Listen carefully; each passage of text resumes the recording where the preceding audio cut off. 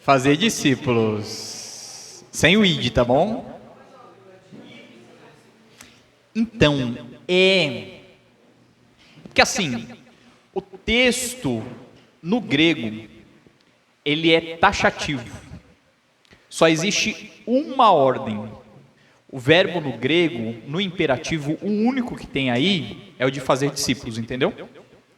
O id, o batizar e o ensinar, ele deveria ser todos os três traduzidos no português no gerúndio. Só que o id aqui não é traduzido no gerúndio. Então, se a gente fosse traduzir no gerúndio, seria indo fazer discípulos, batizando-os e ensinando. Certo? A única ordem expressa é fazer discípulos. O ir, o batizar e o ensinar são como você faz discípulos. A gente não vai entrar nesse assunto hoje, ok? Mas só para que vocês entendam. Maravilha. A afirmação é me dado todo o poder no céu e na terra. A ordem, fazer discípulos. E a promessa?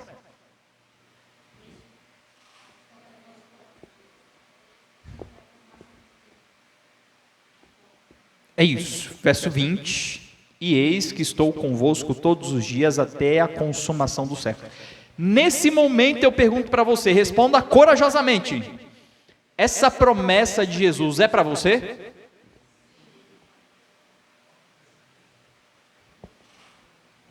Dá para você escrever isso no papel e assinar com o seu nome embaixo? E me entregar? Amém? Pronto, o pessoal já está duvidando já, irmãos. Não duvidem, irmãos. Não duvidem. A gente vai chegar lá, certo? Promessas de Jesus.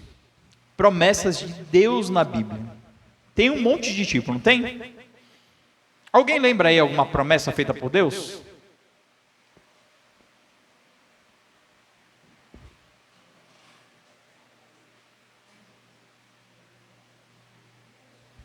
Não vale do texto, tá bom?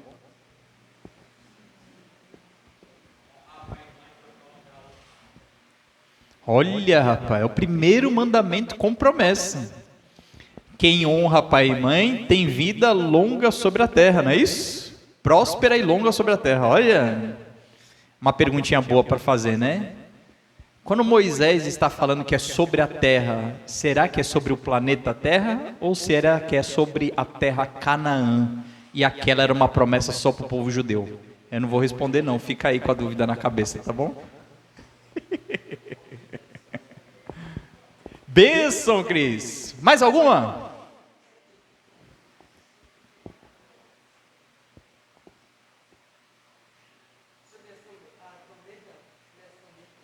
Sobre as trombetas. Quais que você diz?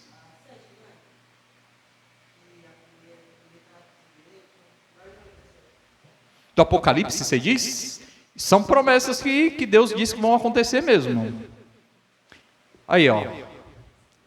O Cris falou de promessas que Deus fez que já se cumpriram na vida de muita gente. Seu nome esqueci. Davi, o grande, matou Golias. Está falando sobre promessas de Deus que ainda acontecerão.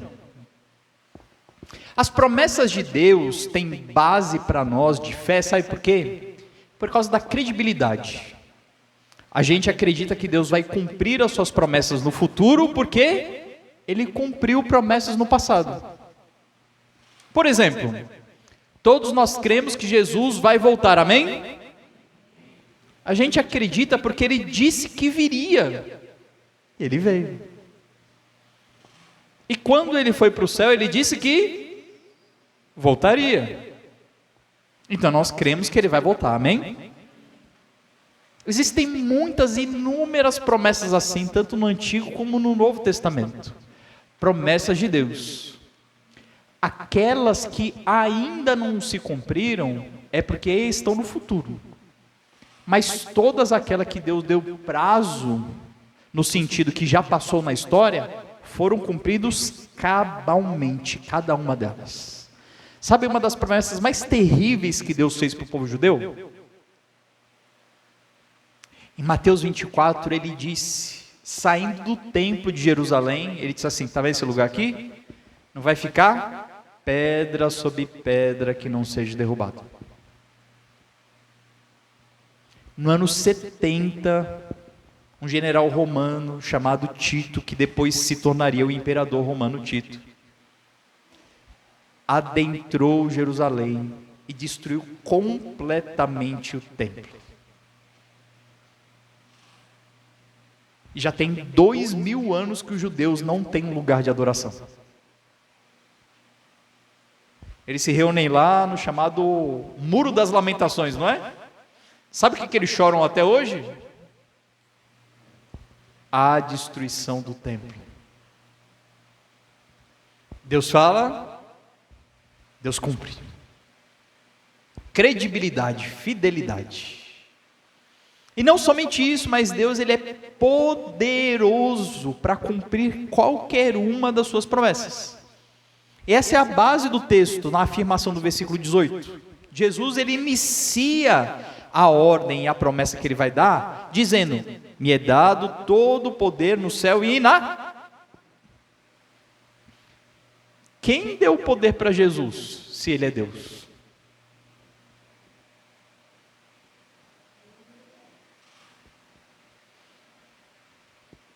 Tcharam. Eu não vou entrar para explicar isso, tá bom, irmãos? Não vou. Mas se você chegar lá em Filipenses capítulo 2, Paulo vai dar uma explicação muito importante. Jesus, ao se fazer homem, ele abriu mão da sua glória. A gente não entende perfeitamente como isso é possível, como isso se dá. Mas a gente sabe que Deus se tornou homem. Ele até ganhou um nome que é um título, chamado Emanuel, que é Deus conosco. Sabe onde é que tem isso, Deus conosco? E eis que estou convosco, é uma expressão muito parecida com Emanuel. Deus conosco. Ele veio a este mundo como um homem. Nasceu, foi um bebezinho, sujou fralda igual você. E ele se desenvolveu até se tornar homem, varão perfeito. E a gente não sabe explicar como é possível o Criador se tornar criatura. Mas a gente sabe que foi assim, um milagre do Senhor. E agora, depois dele ter cumprido a sua missão, morrer no nosso lugar, porque deveria ser você e eu lá na cruz, morrer no nosso lugar, ressuscitar em uma nova realidade, apesar de Jesus ainda ter corpo, ainda apesar dele ter a marca na mão, a ferida do lado, ele já não era mais o mesmo. Os discípulos estavam reunidos, morrendo de medo de ser os próximos assassinados de portas fechadas, quando Jesus, aparece no meio deles e diz, paz seja convosco. Vai dizer que você não ia sair correndo, né? Ia, né? Eu sei que ia. Esse novo Cristo retoma a glória que ele tinha antes. E aí Jesus vem agora e diz assim, aquilo que eu abri mão, me foi dado de novo. Então Jesus inicia, antes de dar a ordem, antes de fazer a promessa, dizendo, eu sou o Todo-Poderoso. Meu poder não se limita ao céu, mas vai a toda a criação. Eu tenho todo o poder. Para aquele que tem todo o poder, nada é difícil, nada é impossível. É por isso que a ordem que Jesus dá na sequência é baseado nesse poder, é por isso que a promessa dele é baseada nesse poder, é por isso que ele precisa iniciar, antes de falar a ordem, antes de falar a promessa, ele precisa dizer, eu sou o Todo-Poderoso. E com base nisso, vocês devem fazer discípulos. E com base nisso, vocês devem crer que eu estarei convosco até o fim. Então, quando Jesus faz uma promessa, Ele é poderoso para executar. E Ele é fiel para executar. Deus nunca, nunca, nunca falha em nenhuma das suas promessas. Amém? Qual o problema? O problema é que às vezes a gente acredita em promessas que não são para nós. Às vezes a gente acredita em promessas que são condicionais, mas a gente acha que são incondicionais. E isso causa muito problema. Muito, muito, muito problema mesmo. Exemplo de promessa incondicional. Deus chega para Davi, aquele menino ali, e diz para ele: nunca vai faltar um descendente seu no trono de Israel. Promessa incondicional de Deus. Incondicional. O que isso significa? Não importa se o descendente de Davi vai ser bom ou ruim, vai ter sempre um sentando no trono de Israel até a vinda do Messias. Exatamente como aconteceu. E aí você começa a ler a história de Israel e vai chegar um descendente de Davi chamado Manassés. Há quem diga que o diabo tinha inveja dele, de tão mal que o cara era. Não, brincadeira, não era tudo isso não, tá bom? Mas o cara era terrível. Terrível, terrível, terrível. Fez tudo ao contrário do seu pai Davi. Pai no sentido de descendente, tá? Tudo ao contrário. Era idólatra. Desviou o povo para a idolatria. Sacrificou seus filhos. Coisa horrível, horrível, abominável, abominável. E ele era rei da descendência de Davi. Ele estava lá por mérito, por promessa incondicional de Deus. Entendeu? Promessa incondicional? É quando a garantia de que a promessa será executada não depende de nenhum ser humano. Não importa aquilo que você faça ou deixe de fazer. A promessa está acontecendo porque Deus é a garantia. Ele é poderoso e fiel e faz. Entende? Promessa incondicional. E a pergunta é: a promessa desse texto aqui é uma promessa incondicional? Porque se ela é uma promessa incondicional, a gente pode ter a certeza de que Jesus está conosco todos os dias até o fim.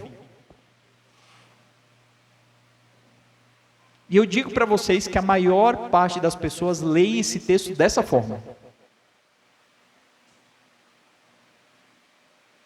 Eu posso ficar tranquilo, porque Jesus me prometeu que Ele está comigo todos os dias até o fim.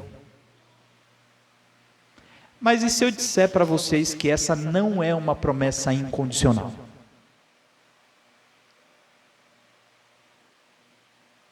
Bom, se ela não é uma incondicional, ela seria uma condicional. Certo? O que é uma promessa de Deus condicional?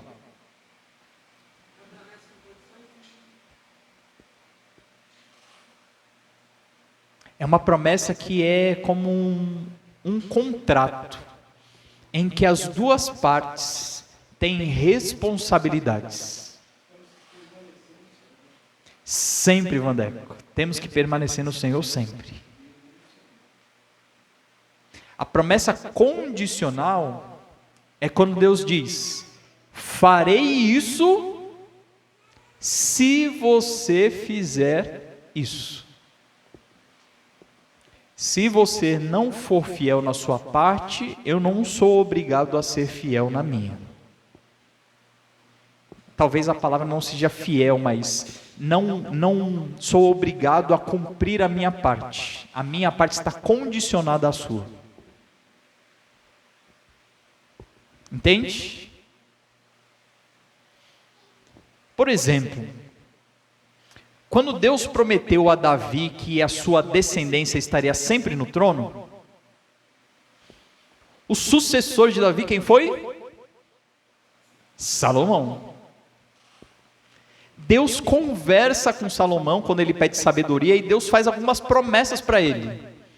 As promessas que Deus faz de prosperidade para Salomão e de continuidade em prosperidade do seu reino são condicionais. Se você permanecer fiel como meu servo Davi, se você obedecer a minha lei, se, opa, condicional. E se não fizer? Se não fizer, tudo aquilo que prometeu, você perde. Perde. Salomão foi fiel até o finalzinho da vida. Na quarta-feira eu falei para o pessoal que eu estava lendo lá, inicia o reinado de Salomão dizendo, Salomão amava o Senhor. E aí ele obedecia aos mandamentos, era fiel, era extraordinário. E Deus fazia com que tudo que chegasse na mão dele prosperava. O cara se tornou o mais sábio do planeta, de todos os tempos, com exceção de Cristo. O texto diz que por ele ser jovem e tal, o povo ainda não tinha muita confiança nele, até que duas prostitutas adentraram a porta do rei com uma causa difícil, e era o rei que iria julgar essa causa. Os homens que ficavam à porta da cidade, como era o caso de Jó lá, que dizia que ele era um juiz na porta da cidade, era o local comum, não souberam resolver, então aquilo, o negócio vai parar na maior autoridade, Salomão. As duas mulheres entram com um bebê. As duas moravam juntas, estavam grávidas juntas, e tiveram seus filhos praticamente no mesmo momento. Ao dormirem, uma delas se debruçou sobre o bebê e ele morreu. Ao acordar e ver seu filho morto, pegou o filho e trocou com a outra. Quando amanheceu, a mulher olhou o filho morto e observou, não, esse aqui não é meu filho é esse daí. Aí a outra disse, não, o meu é o vivo, o teu é o morto. E aí pronto. A situação foi parar com Salomão. Elas explicaram a Salomão, Salomão disse, bom, simples, me traga uma espada. Eu vou cortar a criança no meio, fica metade para um e metade para outra. Aquela que não era a mãe de verdade da criança diz, eu concordo. Mas a mãe de verdade disse, misericórdia. Dá o filho inteiro para ela, mas não corta a criança no meio. Salomão disse, essa é a mãe. Sábio, não é? Mas no final da vida, se tornou mais tolo. Mais tolo do que você. Não, brincadeira, você não é tolo não, tá bom?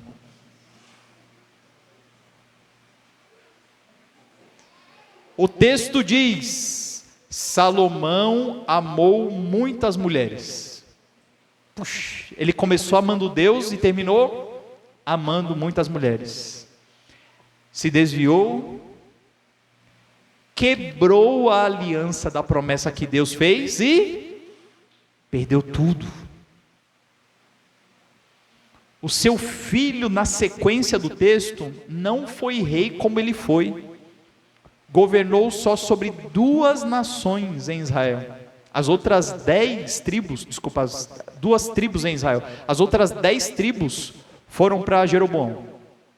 Roboão, que era o filho de Salomão, ficou só com 2. Desastre, entende?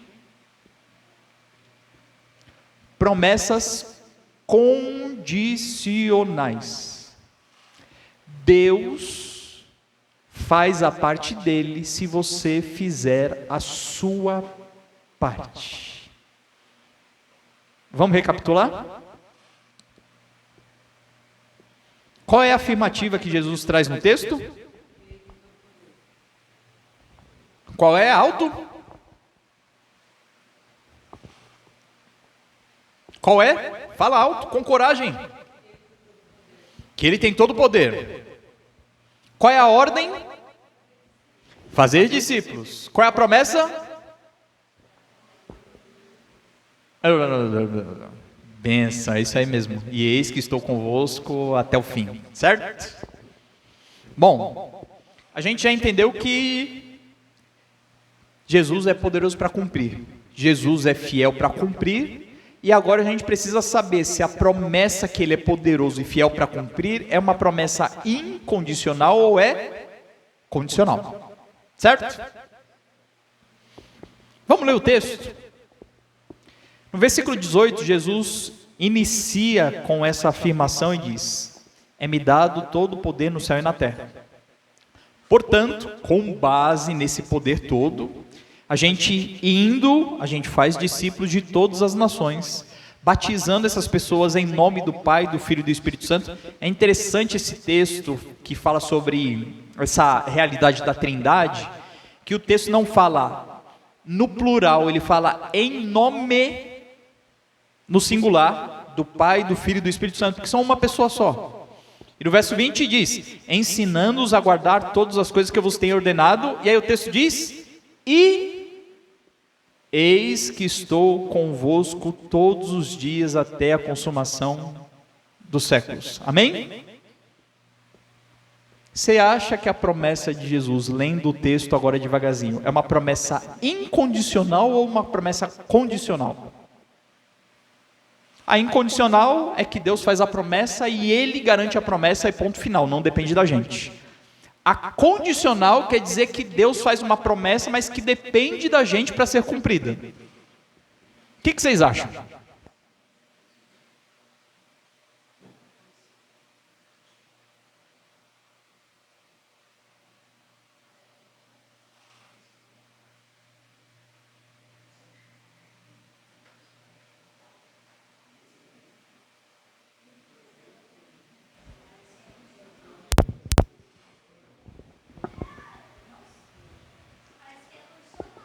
Parece que é condicional, segundo a Vera.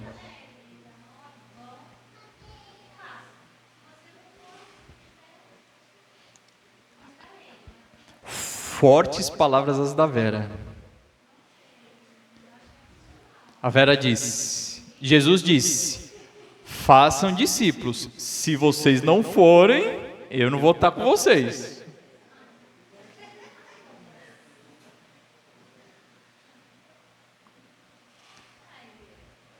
Eu vou fazer a votação conforme a Vera. Quem é a favor da Vera e quem é contra a Vera. Assim o pessoal não fica com aquele peso, né, de falar assim, não, vou contrariar a palavra do Senhor, né? Fala, Vandeco. Acho que é condicional, Vandeco.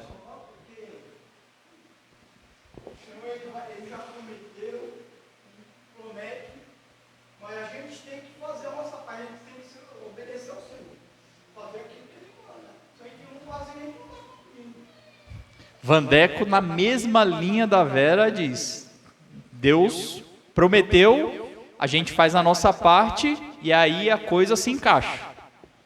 Condicional.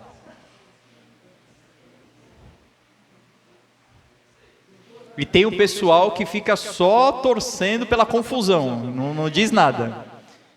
Bênção, irmãos, bênção. Bom, a promessa é condicional. Ok? A promessa é condicional.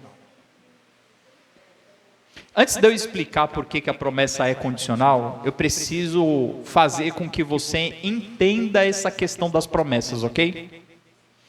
A Bíblia ela tem uma quantidade gigantesca de promessas. Mas você precisa saber quem é que está prometendo. Porque às vezes são promessas de outras pessoas, não é promessa de Deus, ok? Você precisa saber para quem que está sendo prometido. Essa promessa de Jesus aqui é específica para os... Só funciona com o discípulo, irmão. Se você não é discípulo, está fora da promessa, entendeu?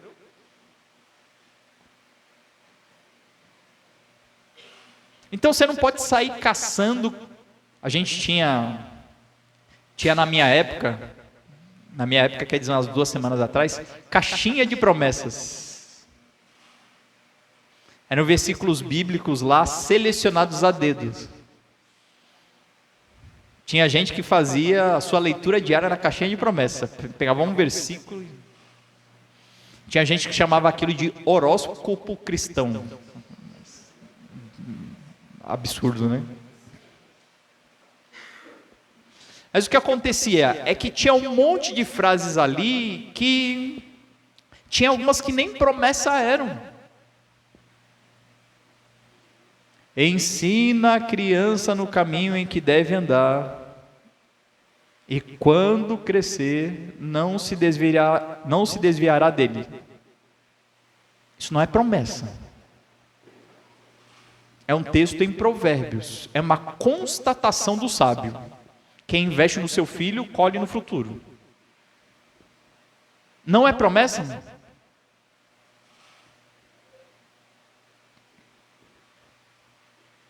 Pega a lista extensa de grandes servos de Deus que tinham filhos terríveis. Tem uns filhos aqui que também eu vou... Não, brincadeira. Não vou fazer isso não, vou me conter. Tem um ali, ó, já aprendendo a andar, ó, terrível aquele ali. Brincadeira, o Senhor abençoe, vai ser um grande homem de Deus. Então, tem coisa que a gente absorve para nós como se fosse promessa, nem promessa é. Mas se você tem certeza que é promessa de Deus? Se é promessa de Deus, Ele é poderoso e fiel para cumprir. A outra situação é promessa de Deus para qualquer pessoa?